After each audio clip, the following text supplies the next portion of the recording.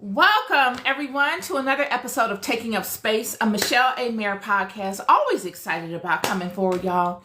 I'm coming forward with a conversation that I think you guys can benefit from. This conversation is going to be about the mind. The mind is super important because it is through the mind all things manifest. I'm the type of person that I'm very selective as to what I pay my attention to. I don't watch everything. Like I said, you guys, if you watch me long enough, you'll know I don't do horror movies. I'm not going to premeditatively go out and seek some kind of imaginative thing that somebody else thought and now have that housed in the library of my mind. You've got to know that the things that you pay attention to, they don't go away. They just get housed in the recesses of your mind. They just get housed into dormant spaces in the library of your mind. They don't ever go away, y'all. They don't. You may have forgotten them, but all it takes is for something similar to express itself to you, and that thing will come back to life. You will immediately remember it.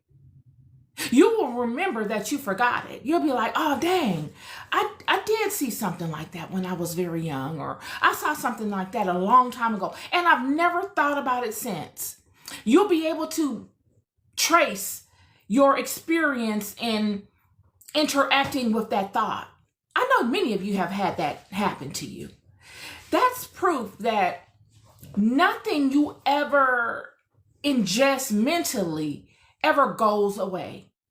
It's just housed in the vast database of the library within your mind.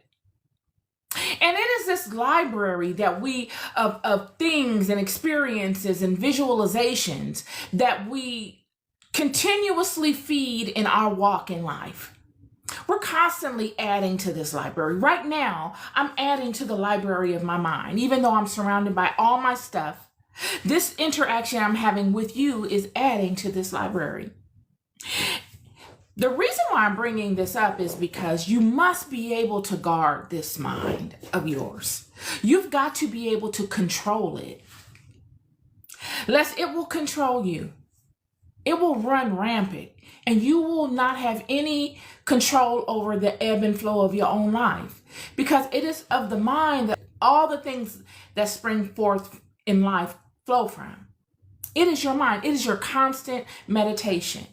What is a meditation? A meditation is anything that you find rhythm in, that you do in the form of thought constantly. Those thoughts that you have, whether they are the thoughts of attacking that person at work that you don't like, and you always become the victor in that battle that you have. You could be in the shower and you think of that person, and you always find yourself in a heated conflict with that person, and you're in the shower, you're not even at work, and you creating all kinds of scenarios and stuff happening, and you are victorious or you're defeated, whatever, hopefully you're the victorious one if you are expounding on such a low level vibration. But these are the thoughts, and they create an atmosphere around you so that when you enter into that work environment, it never leaves you. It's always ready to enact that thing, and it will draw it to you. It is the things of the mind that draw the things of life to you. Yet there are those amongst you that know this. See, this goes back to the creation of Adam. Adam was not privy to his own creation. The Apocrypha speaks very detailed to this, that Adam was created with a flaw. Adam does not know his creation, neither does Adam know the creation of Eve. He was not privy to that either. He was put to sleep. But Adam was given rules by God, and God one-on-one gave Adam rules. He told Adam the good, he told Adam the bad, and he told Adam why, the why behind it. But he didn't teach Adam himself. He didn't teach Adam how to go about and actualize this stuff in life. Adam would have the fundamental code. The code would be written in the heart of Adam. And he would be able to use this code to determine what he should and shouldn't do and why he should and shouldn't do it. But he would need to have the experiences in life to make it all relevant. And those experiences that Adam would have in life would allow Adam the power, the necessary power of knowing himself. Adam's interaction in life would allow Adam the power of knowing. And the power of knowing is the most powerful aspect you can have in the world, in this life. The power of knowing is more important than anything this world can offer you. Just the mere fact that you know. This is how powerful your conscience is. The mind. This is how powerful it is. It is only powerful at its optimal space when you know. And this was the component that Adam was missing. It wasn't that he could not acquire it. It was that this would be the great work of his life. It's going throughout life and acquiring his knowing. And his knowing would not just be one knowing. It's an ongoing knowing. It builds upon itself. It flowers out in a multitude of directions. This life is so vast. The things of this life, the experiences of this life. It seems fundamental when we look around. I mean, there's only so many trees you can see. There's only so many rivers you can see. There's only so many oceans and large bodies of water that you can see. There's only, every person on the planet pretty much looks the same. So you would think that you could master this easily. But within the seas and within the rivers and within the people and within the plant kingdom and within the animal kingdom and within the elemental kingdom, there is vastness. There's so much within these things, and there's so many directionals you can go within these things that you could never really know it completely. You would have to be exposed to a certain situational for that new avenue to present itself. All of these things are situational based. All of them. And there's a multitude of situations.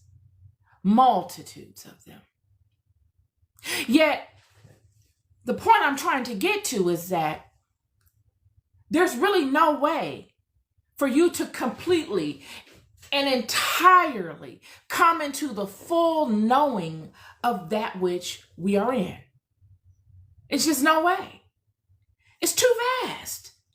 Yet, it's not set up for you to do that. It's a waste of time for you to even think to do such things.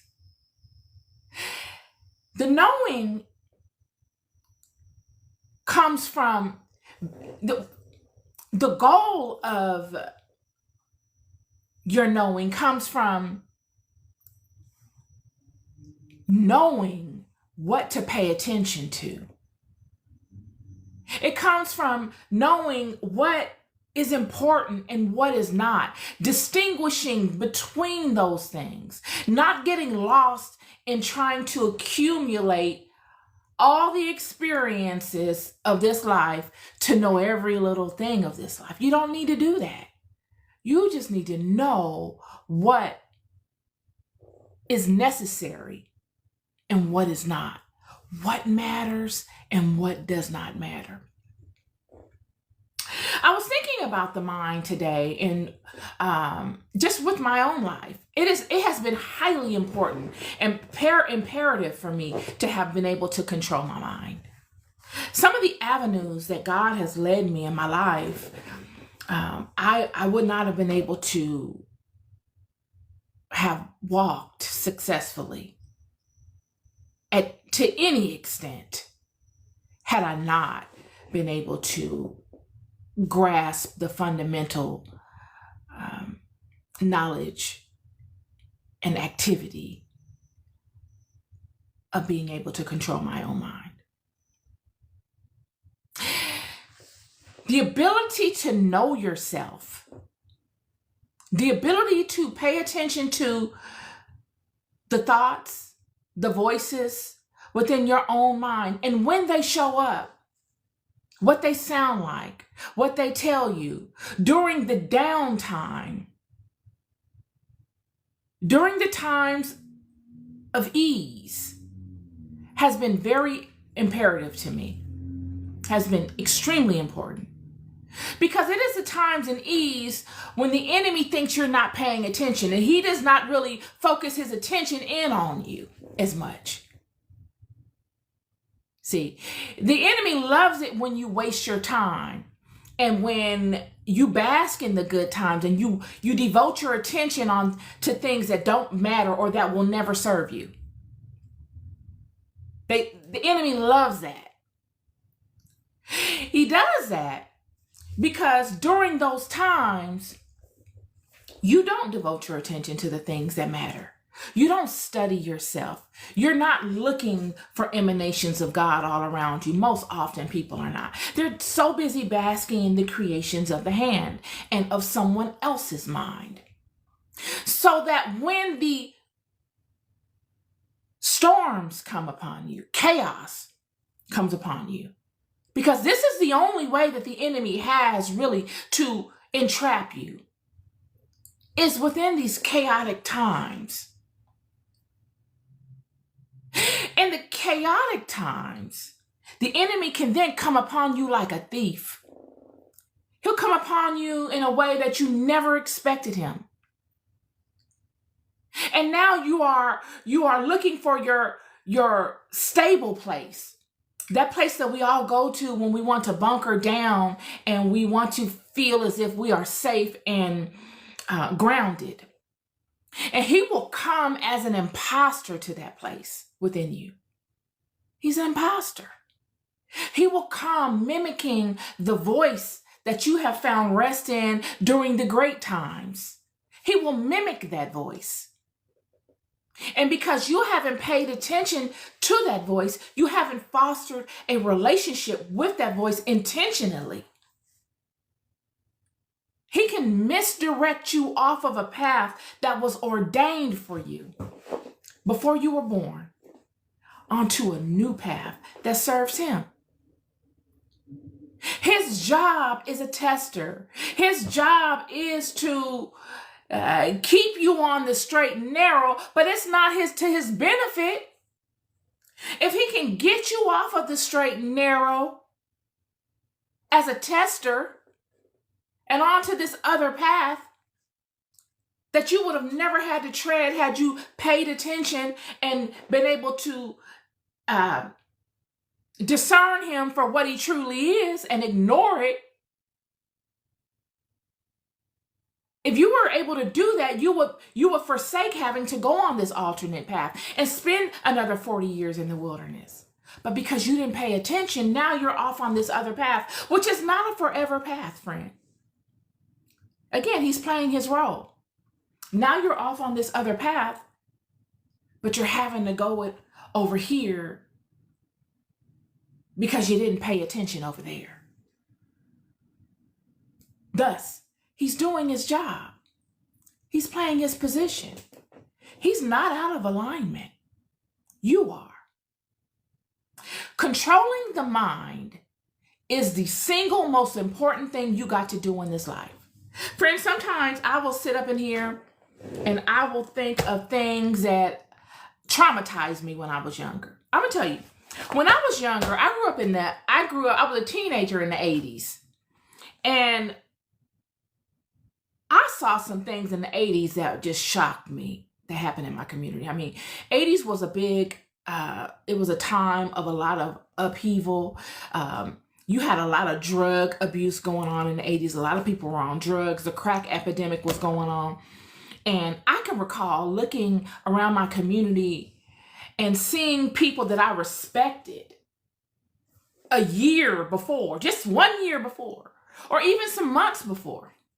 You know, Mr. Harris down the street that I always respected, I see him now strung completely out on drugs. I'm talking about doing things that I never would have thought Mr. Harris would have done. And as a young woman that never came from that, it was traumatic.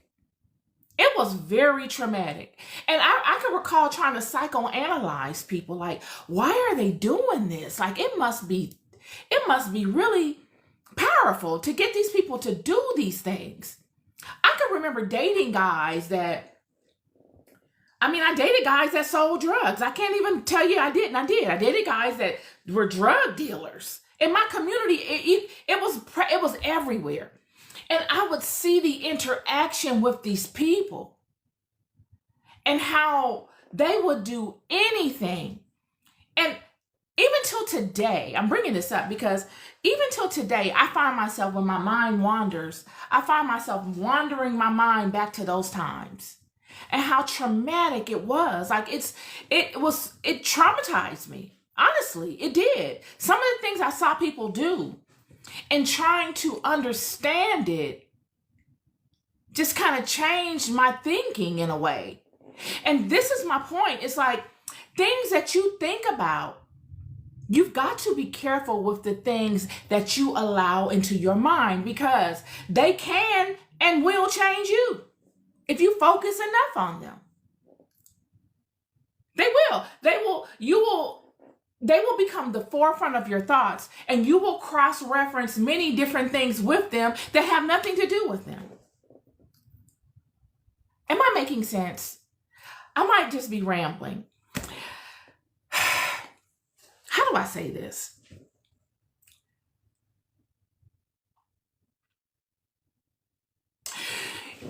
You, in creating your internal mindset, create an atmosphere in which whatever output that you see in the world, once it comes into that atmosphere, is transformed to fit within that atmosphere. So if you see yourself capable, if you see yourself successful, beautiful, abundant, prosperous, blessed in all kinds of ways that you would consider being blessed in, all of the outward projections that you connect with and then allow to come into your mind fit within those parameters. They serve you based upon the internal furniture, the internal environment that you fostered and created within your own mind. Do you understand what I'm saying? This is why it's so important to be particular as to what you allow in your mind. I'll use the movie Inception as an example. That was an excellent movie. I'm telling you, Leonardo DiCaprio could have won 50, I don't know what the prize is. Is it the Emmy or the Grammy? Whatever the prize is, he should have won 50 of them. That movie was great. For a thinker like me, I could watch that movie. I'm telling you, I could watch that on Saturdays, and it would not. It would never get old. But the part of the movie, there's so many different parts to it that were fabulous. But one part was when he was on the elevator and he goes up to the floor where his wife is, and it reenacts the scene of the furniture being toppled over, and she's like, stay, and all this kind of stuff. And then the young lady is able to tap into his mind, and she's able to see the fluctuation from his normal state of mind to the state of mind that the trauma happened. that experience, that thing he saw that traumatized him. And she's like, I can't take this job with you. I can't go into this dimension of your mind with you because you have a weakness. And that weakness has to do with something that happened with this woman, some decision that you made, or something that you saw or experienced is a weakness. And this is with all of us. All of us have weaknesses of traumas from our past, either something we experienced that we saw amongst us that was very hurtful and that we have not gotten over, that we have not been able to make sense of. So we push it to the recesses of our mind and we just don't put any light on it. But it's so powerful that it'll show itself in the most obscure ways. It'll show itself. Like, I'm bringing this up because, like I said, in the 80s, some of the stuff I saw happen in my community amongst the people that I respected in my community and that I found to be the pillars of the community, or that I admired.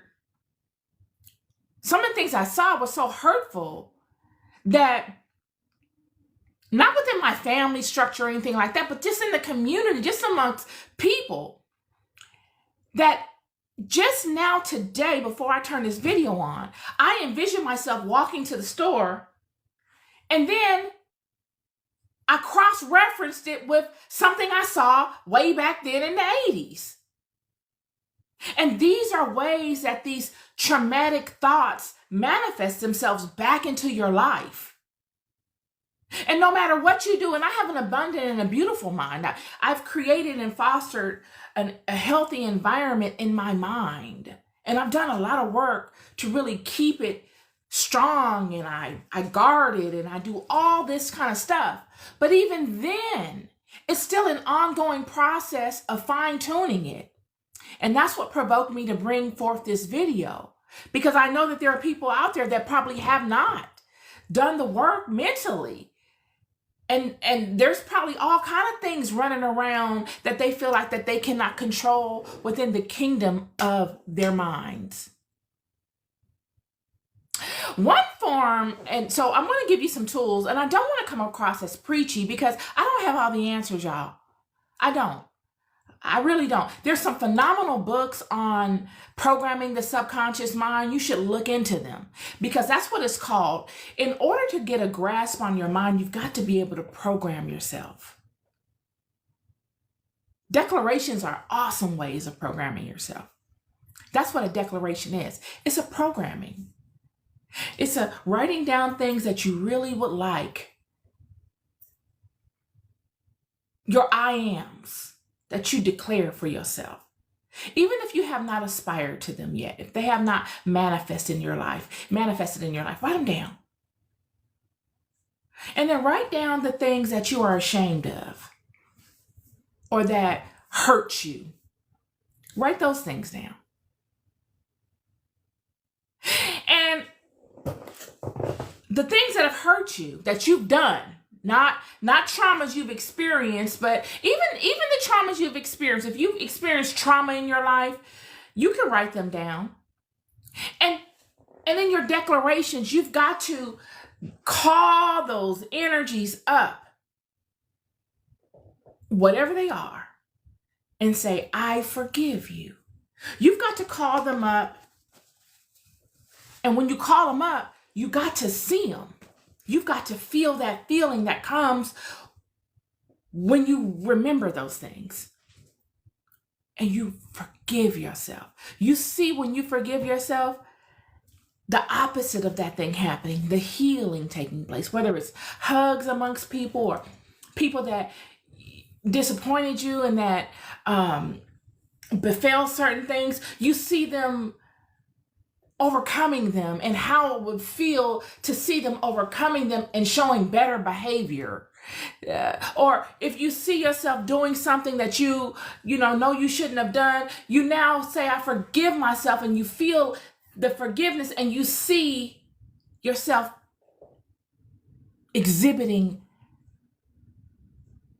what you wish you had exhibited all along. list and you declare it. You forgive yourself and mean it. I'm here to tell you it's going to be snotty nose. It's going to be runny, tear-faced, tears running down the chin. But you've got to do it. And you put those things to rest. And then on the other side, you focus in on the things that you declare over yourself, the positives, your I ams. A few of them that I say to myself, I am love and I feel love. That love, that boundless love, I am love. I am abundance. I am prosperity. I am mother. I am friend. I am successful. I am capable. I am worthy. All of these things you've got to see and feel. And they are in replacement and in complete alignment to all that you have forgiven yourself. And these things you do daily. I can recall times I would get lost in doing these things. And in doing so, I am programming my internal kingdom. I am building my internal kingdom up so strong that no weapon formed against me can ever prosper within it. I'm here to tell you, friend, I got firewalls on firewalls on firewalls. I mean, it's endless how I have taken the time to really build my internal self up. Internally. And in doing so, these things will do nothing but serve you. And in doing so, I have cultivated a beautiful internal environment, and you will too. You will cultivate a beautiful internal environment that you will be particular about, friend. You will be particular about what you allow into that environment. You won't want to read everything. You'll be able to read something, and if it comes with a certain type of feeling, you'll say, no, I don't want that in this environment. No, thank you. This environment is not that. Because you will know the power of your mind. You will know, do I want this to rest in the library of my mind? Do I want to deal with this? I can recall the work it took for me to purge or to transform all of that stuff that I allowed in out of ignorance. And the purging of the things that you, and the transforming of the things that you allowed in out of ignorance, the work it took to do it will make you selective of all that you allow in. From that point on, it'll make you very selective. I'm going to use scripture to assist me in this one. I keep telling y'all, I just came on with this. I came on and did a live earlier, and I was going to do it on the whole do you thing, but that was not what I needed to do. And it didn't come together, and I had to drop off. And this came forward, and this is it. Mirrors. Another thing I want to speak to. Mirrors are powerful. Mirrors. When you get to a place of being able to control your mind, you will have gotten to a place of being able to visualize. Visualization is very, very necessary. Being able to close your eyes and visualize a thing as if it's there in the physical. Using your mind to visualize the physical world or anything that you create within the projection of your mind and hold it there. As if you're looking at it in the physical world. It's completely doable.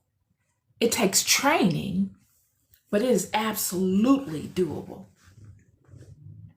So, there's several books on how to do this. Again, I don't want to tell y'all how to do it, but there are several books on how to do it. And when I speak to mirrors are useful because mirrors are a great way to send back mental projections sent by others, or just mental projections that you have coming towards you in your waking life. They are harmless. They don't come with negative karma. It's not like you're doing anything mean or hateful. It's all self-preservation. All of it. It is not your job to accept someone else's projection. It is absolutely not your job. It's not your job because you are a child of God to sit and allow people to plummet you with their stuff because you love God and you don't want to fight with anybody. That is not your job. It is your right to protect yourself. It is your right to preserve yourself.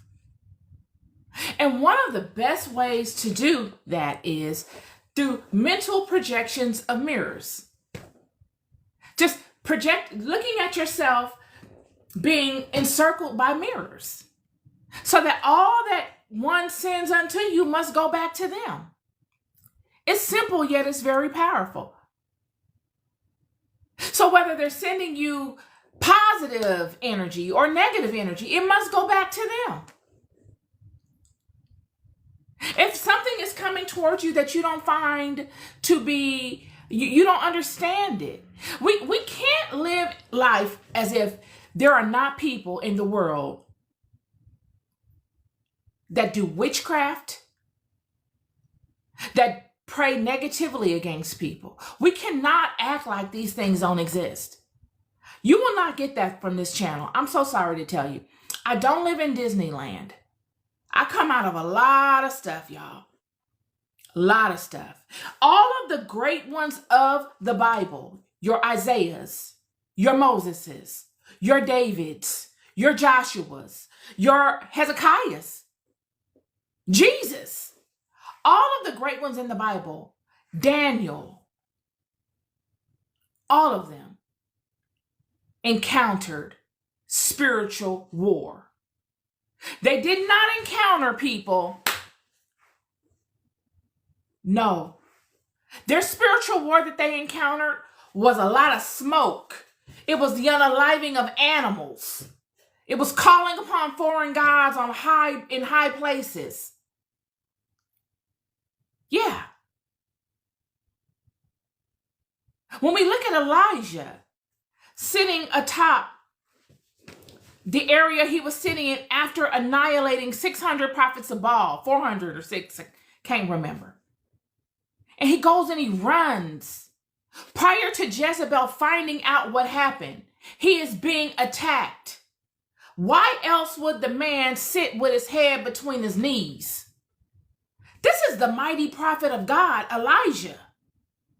He has now left and is now being affected by something supernatural. And he's sending someone down to look for a sign. He's so shook that he outruns Ahab's chariot. He's on foot. Ahab is in a chariot and Elijah outruns him.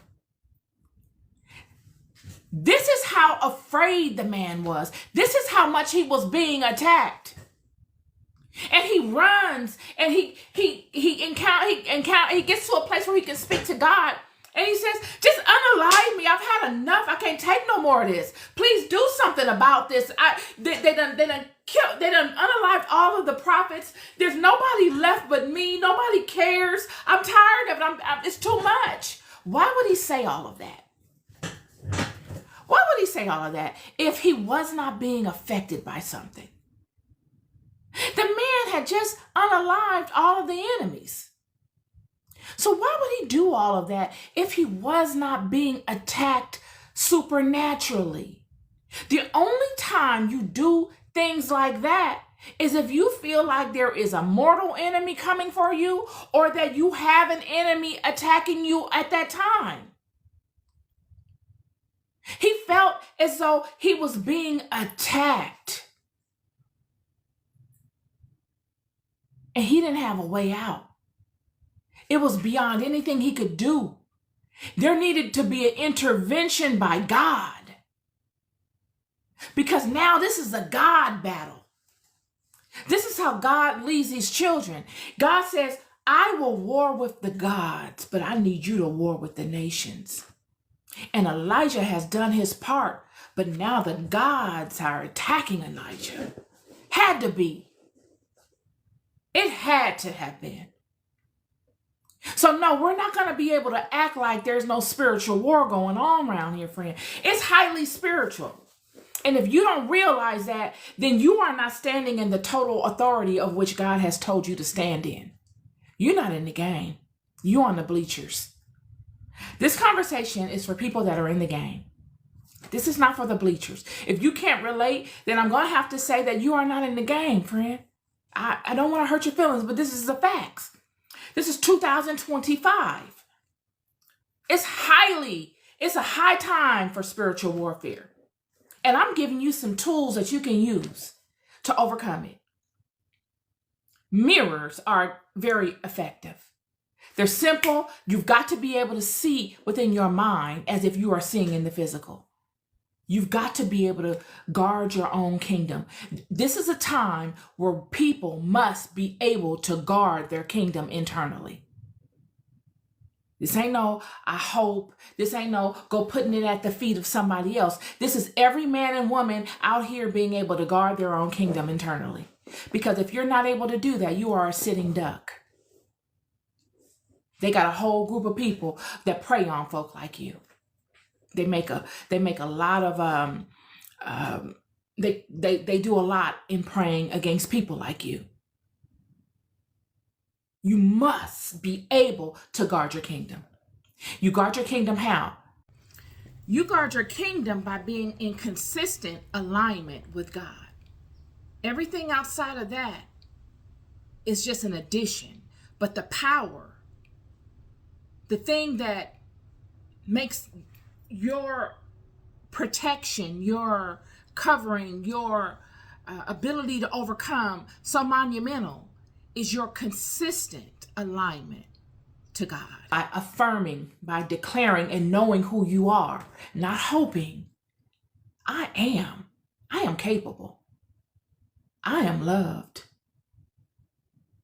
I am worthy. I am successful and I am blessed. I am a blessing. I am the daughter of the Most High God. God loves me. God is so proud of me. You must know these things, lest somebody will come and thief them away from you. They will come and rob you of them. And then what will you have? You will have nothing but them.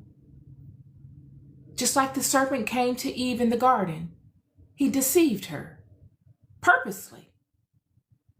The enemy is a deceiver. He must purposely deceive you, lest he has nothing. He deceived her so that he could be needed by her. The only way that he could be needed by her was to deceive her, was to rob her of her place. And in making her fall from her place, he could then be her guide or her helper. Without her or Adam being deceived and robbed from their rightful place, they wouldn't have ever needed any help from anyone but God. But because they were deceived, now they lost that ability to connect directly. This is the part. So visualization is very important. Being able to mirror back, not in activity. No. You don't ever go down to someone's level and meet them where they are and do all of that kind of stuff. No. You're intelligent. Your mind is your weapon. You can see within your mind's eye, okay, this is not what I want. I use the mirror to reflect back that which is not necessary in this environment. There's no space for that here. We can see this in Corinthians, 1 Corinthians, chapter 13. For now we see through a mirror darkly, but then face to face. Now I know in part, but then shall I even also, but then shall I know even also I am known. This is the most fundamental way to impart this to you. For now we see through a mirror darkly. You don't see the full spectrum of things. But then through activity, if you find it worthy, you will see through activity, you will come into the knowledge, the full knowledge of that thing. Yet if you don't find it worthy, that thing must reflect back. It must mirror back from whence it came. Yet if you find it worthy, you, through your attention, will be able to know it as if you saw it face to face.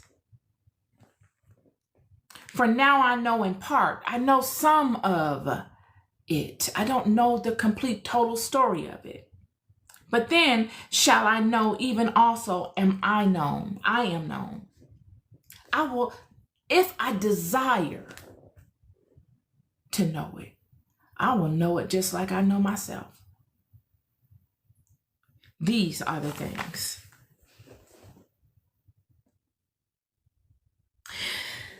Romans chapter 12, verse 2. Be not conformed to this world, but be ye transformed by the renewing of your mind, that ye may prove what is that good and acceptable and the perfect will of God. Always learn, but be particular about that which you study, lest it change you. Always learn. Life is never ending. There's always something to know. It goes back to what I said in the beginning. All these different paths, all these things, the plant kingdom, the animal kingdom, and the all of us looking alike. It seems like there's not a lot to know if you look at these things from face value. But it is your experiences. You're in and out in these things. It is the depth of what these things embody that is endless. It's endless. Yet be particular about that which you put your attention to, because everything you put your attention to will not serve you. Some things look a way to capture your attention, yet they are a black hole. What is a black hole? A black hole is a magnetized hole. It's like the black hole, the ability to look at the black hole is awe-inspiring, kind of like the burning bush. When God put the flame in the middle of the bush and didn't consume it, and he said he did it, and he caught Moses' attention, it was done to get Moses' attention. Because attention is the currency. All they need is your attention, and then boom, they zap you in. Black holes are the same way. Black holes could work for you or against you. All it needs is a little bit of your attention, and before you know it, it's a tunnel. It's like a pathway. It drags you in, and you can't fight it. You must be selective to what you put your attention in, and you must have the tools at your disposal to snatch yourself back out of it. Once the draw starts to incur itself on you. All of which have to do with mastering your internal kingdom, programming your mind, knowing yourself. The most important thing you can do in this life is to know yourself. It is the best gift you can do. Everything outside of you is worthless. You need, first and foremost, I don't care if you're 50, I don't care if you're 60, I don't care if you're 10, or any age in between. The best gift you can give your children or yourself is to teach one or to invest your time into knowing you, paying attention to you. It is very, very important. This is my podcast episode for you today called The Mind. I'm always looking to be useful with relevant content that you can use. Hope you have a wonderful and a beautiful day. Be blessed and be a blessing to someone else. Be good to yourselves and be good to one another.